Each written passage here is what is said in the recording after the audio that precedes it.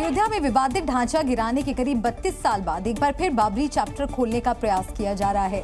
ढांचा ढहाने के मामले में विशेष सीबीआई अदालत के फैसले पर जस्टिस नरीमन ने सवाल उठाए तो उलेमाओं ने उनकी मंशा पर ही सवाल खड़े कर दिए। जस्टिस नरीमन ने एक कार्यक्रम के दौरान कहा था कि मामले में सुप्रीम कोर्ट के दखल के बाद लंबे चले मुकदमे के बाद बीजेपी के वरिष्ठ नेताओं को बरी कर दिया गया, लेकिन जस्टिस नरीमन के बयान पर मुस्लिम धर्म गुरुओं ने आपत्ति जताई। उनका कहना है कि फैसले के इतने साल बाद अब सवाल क्यों उठाए जा रहे हैं।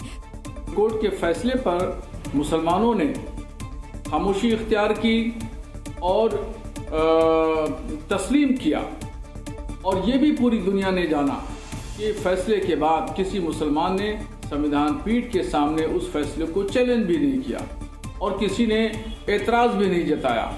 आज वो क्या मुसलमानों को भड़काना चाहते हैं? आज क्या फिर वो नए जख्म को रिदना चाहते हैं? तो वहीं दूसरी ओर संतों ने जस्टिस नरीमन की टिप्पणी पर सवाल उठाए। मेरा इनसे सवाल है कि सेकुलरिज्म का चोला सिर्फ सनातनियों ने, हिंदुओं ने पहन के रखा है क्या? धर्म के आधार पर देश का बंटवारा हुआ, आप मौन थे, चुप थे, शांत थे।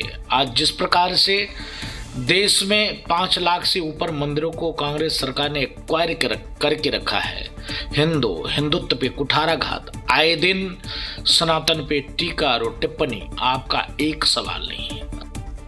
मध्य प्रदेश के रतलाम से बच्चों की पिटाई और जबरदस्ती धार्मिक नारा लगवाने का वीडियो वायरल होने के बाद बवाल मचा हुआ है।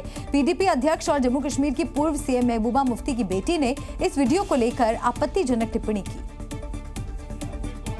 इल्तिजा मुफ्ती ने उस वीडियो को भी शेयर किया और इसे लेकर हिंदुत्व पर विवादित बयान दिया। उन्होंने अपनी पोस्ट में लिखा कि भगवान राम को अपना सिर शर्म से झुका लेना चाहिए और असहाय होकर देखना चाहिए, क्योंकि नाबालिग मुस्लिम लड़कों को केवल इसलिए चप्पलों से पीटा जाता है क्योंकि वे उनका नाम जपने से इनकार करते हैं। हिंदुत्व एक ऐसी बीमारी है जिसने लाखों भारतीयों को पीड़ित किया है और भगवान के नाम को कलंकित किया है। और जो मैंने बोला, मैं डंके की चोट पे कहती हूँ कि आजकल जय श्री राम, जिस आप राम राज्य की बात करते थे वो राम राज्य का नहीं है।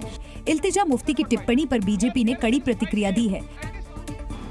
हिंदुस्तानी अपने घर में अपने आराध्य का नाम नहीं लेंगे तो किसका नाम लेंगे? अब ये तो मानते नहीं। तो वहीं दूसरी ओर संतों ने भी इल्तिजा को आईना दिखाया। लगातार हो रहे अत्याचार, बांग्लादेश में हिंदुओं का नरसंहार, एक शब्द उन्होंने नहीं कहा, लेकिन हिंदुस्तान में जिस प्रकार से सनातन पे उन्होंने टिप्पणी किया और हिंदुत्व पे कुठाराघात किया, दुखद है, निंदनीय है।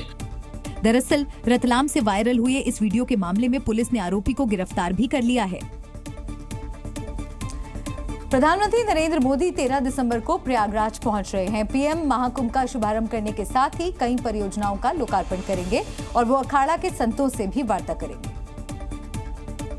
प्रधानमंत्री मोदी विशेष विमान से करीब 11 बजे बमरौली एयरपोर्ट पर उतरेंगे, फिर हेलीकॉप्टर से अरैल आएंगे। पीएम मोदी प्रयागराज में करीब 3 घंटे तक रहेंगे। इस दौरान पीएम गंगा पूजन कर महाकुंभ की शुरुआत करेंगे। प्रधानमंत्री महाकुंभ क्षेत्र में अखाड़ों के संतों के साथ वार्ता करेंगे। महाकुंभ की तैयारियों को लेकर पीएम मोदी अखाड़ा के संतों से वार्ता करेंगे। अखाड़ों के साथ ही खाक चौक, दंडीबाड़ा और आचार्य बाड़ा के संतों से भी पीएम वार्ता करेंगे। महाकुंभ को दिव्य और भव्य बनाने में संतों से सुझाव लेंगे। प्लास्टिक मुक्त और डिजिटल महाकुंभ में संतों से सहयोग की अपील करेंगे। संतों से मुलाकात के बाद पीएम नरेंद्र मोदी संगम तट पर गंगा पूजन करेंगे।